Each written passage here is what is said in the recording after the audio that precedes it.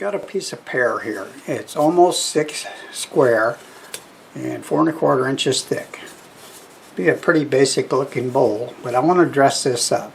That's going to take quite a bit of time because there's going to be some cutting and gluing. So let's go ahead and get going on this and see how it works out.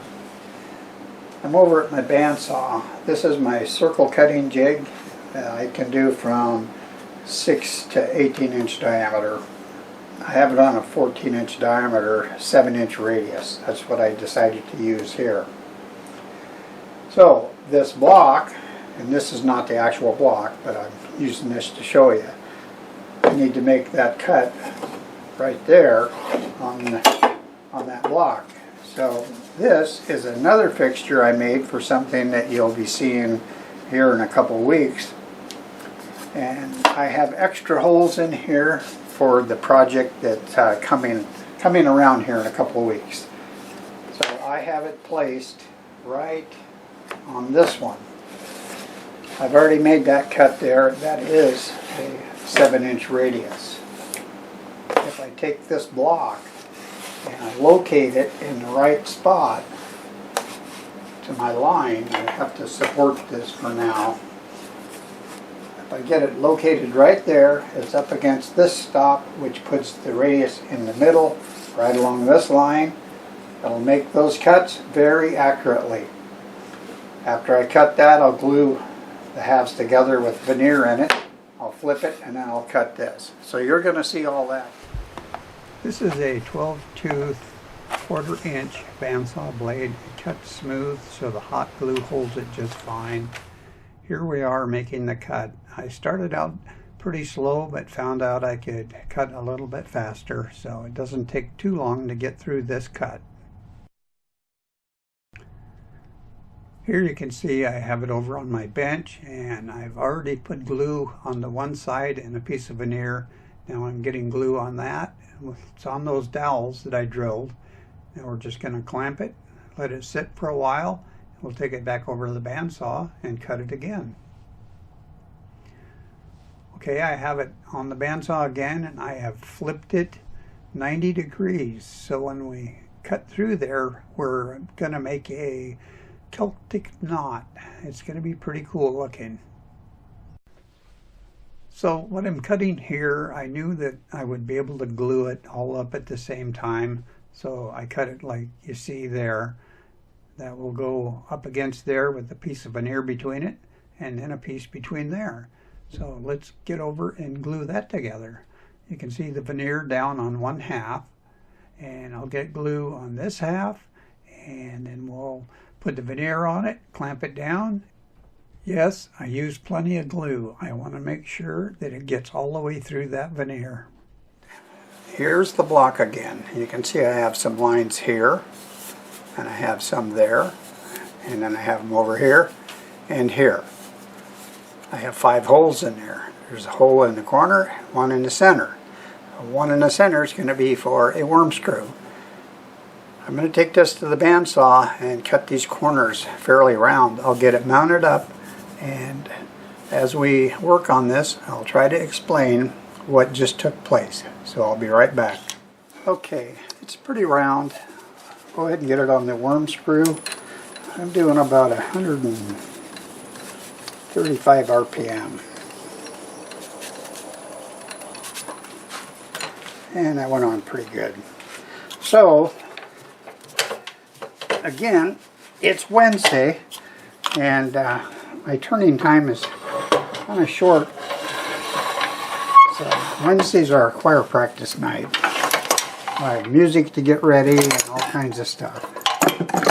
But I've got enough time to round this up, and maybe you'll get to see these rings around here, and maybe you recognize it by now because I've done one before, but I decided to try it with a cutting fixture that I made, and that's what I hope to show you at the end.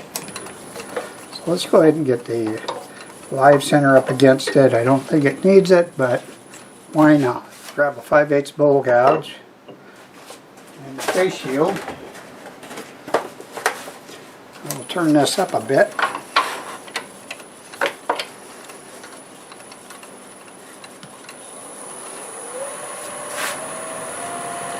We can spin that pretty fast. 1000 RPM.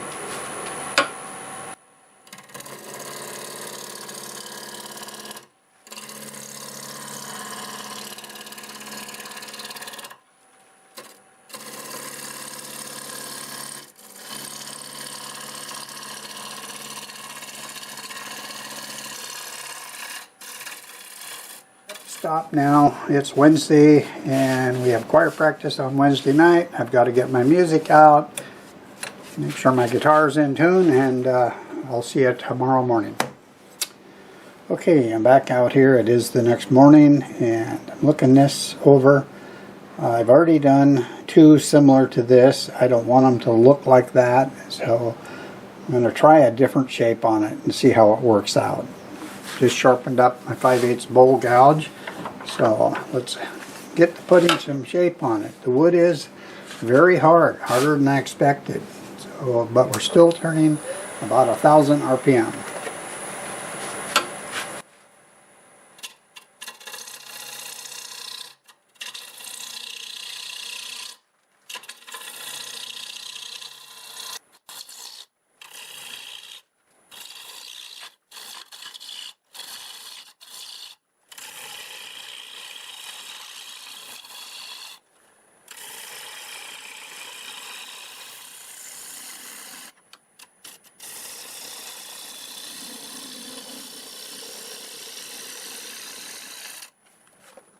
Well, it definitely cuts better when you have your tools sharp.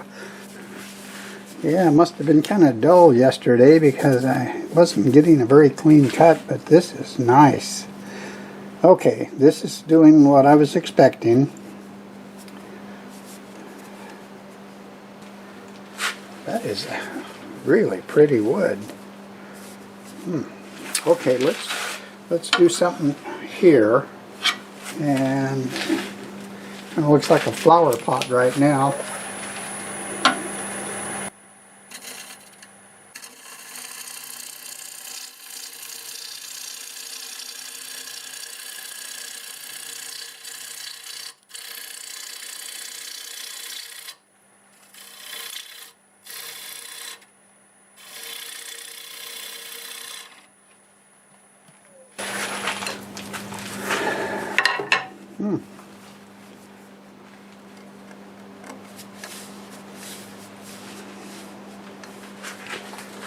Wow. That grain really showed up once I got a clean cut on it.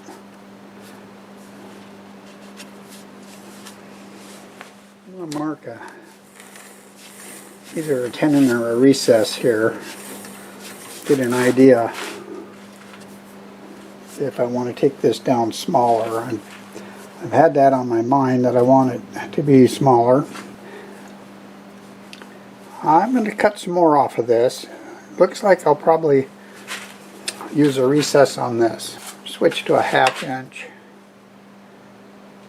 Cut a little bit more of a taper on that.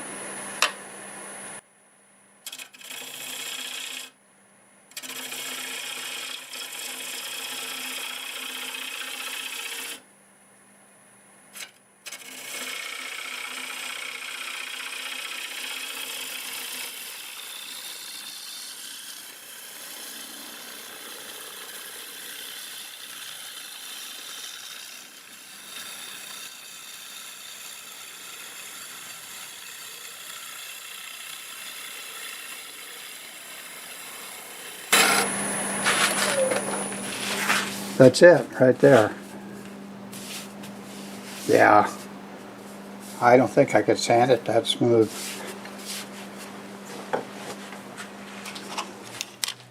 Alright, I'll use a 1/2 inch gouge for making this recess.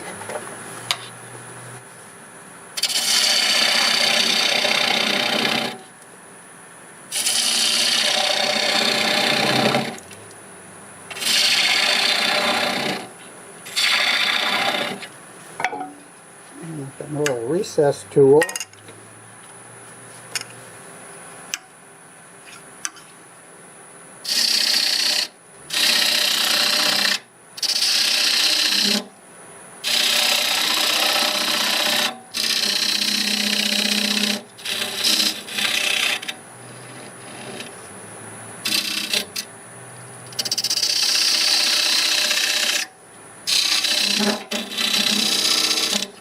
That should do it.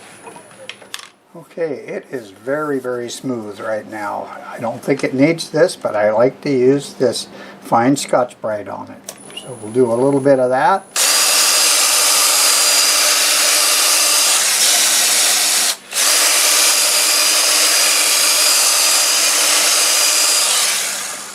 Okay. It almost put a shine to it for sure. I don't think it needs this, but we'll do it. So, let me get a glove on. We'll put some sanding sealer on it. Soft cloth here. And here it goes. What a pretty piece of wood. Holy smokes.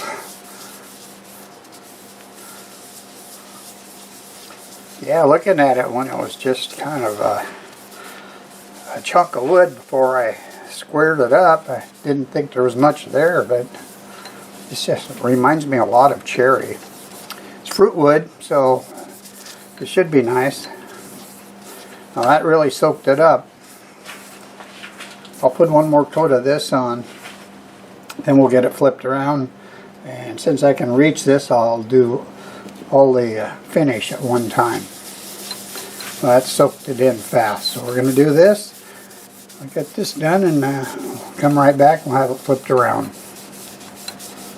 Okay, time to do the inside, and it's never a lot of fun when it's deeper than it is wide. It's about the same, but we'll get it done. I'm going to use a 1/2-inch bowl gouge. And let's start out at almost 800 RPM.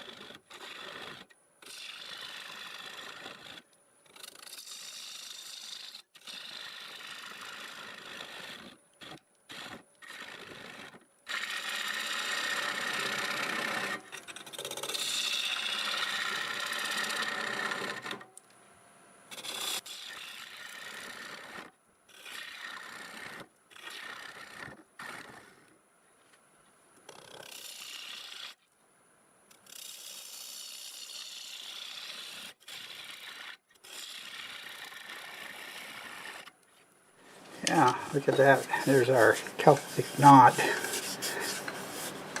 That's pretty cool. Alright, I've got the lathe in reverse, and I have a lot better access to get to this side than I do over here, because now I'm leaning over and it's a little more awkward, and I do have the chuck tightened down on the spindle. I have a set screw on there. So we're going to do the same RPM, which should be close to 1,000, yeah. Same 1/2-inch bowl gouge.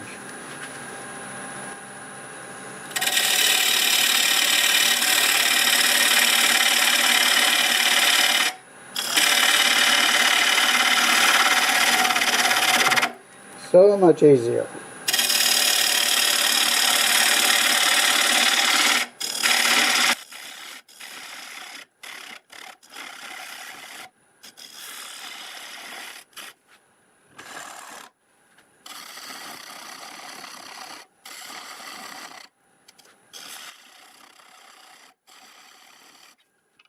Alright, I might go back and forth.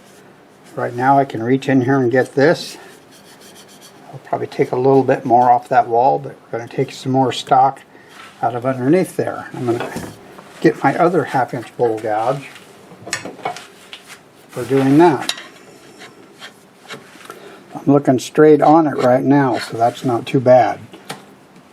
Got it going forward.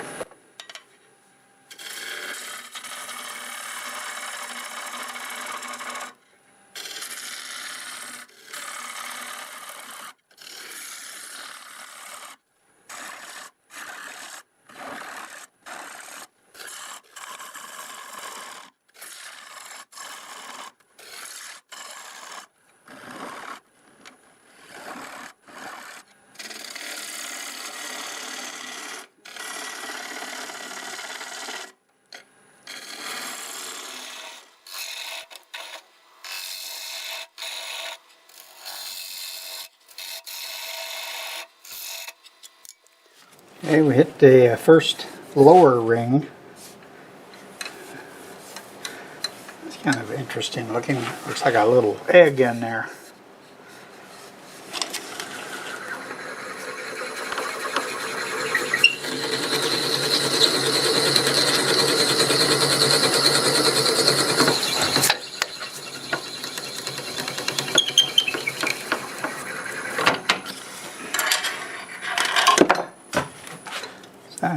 Put a small hole in here just to get close to the depth, because it's pretty tight in there. You might as well take advantage of any way you can to make it easy to do. Oh, now I kind of know where I'm headed.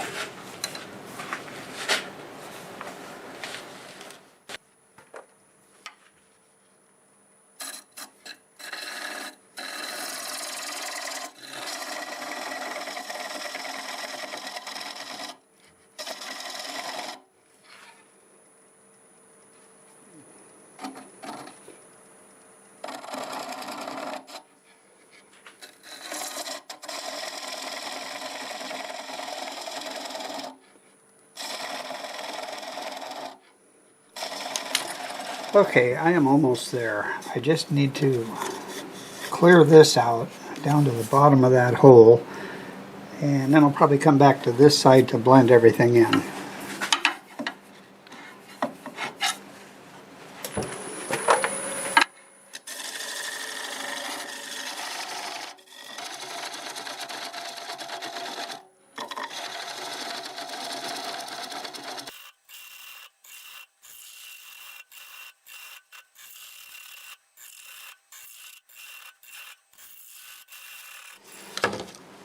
Okay, I'm all set up for the final cleanup.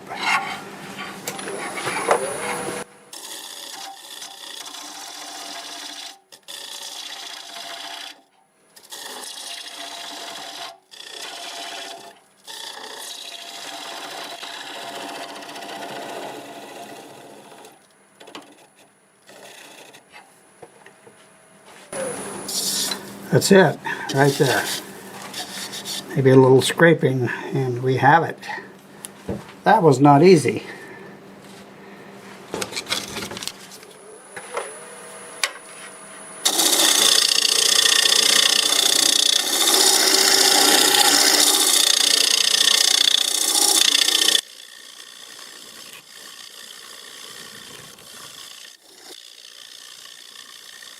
Boy, does that scrape nice.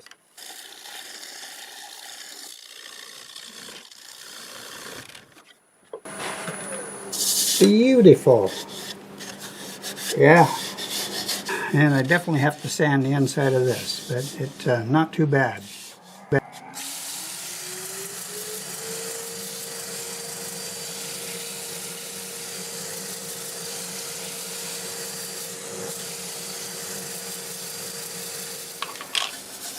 I put 2 coats of shellac on top of the sanding sealer, and I didn't show that because it looks exactly the same, but I'll show you a little bit of the abrasive paste. This is the Axe sanding paste.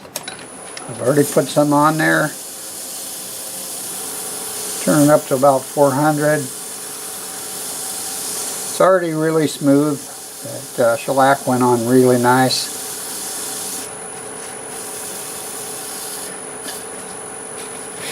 This one doesn't have as much on it.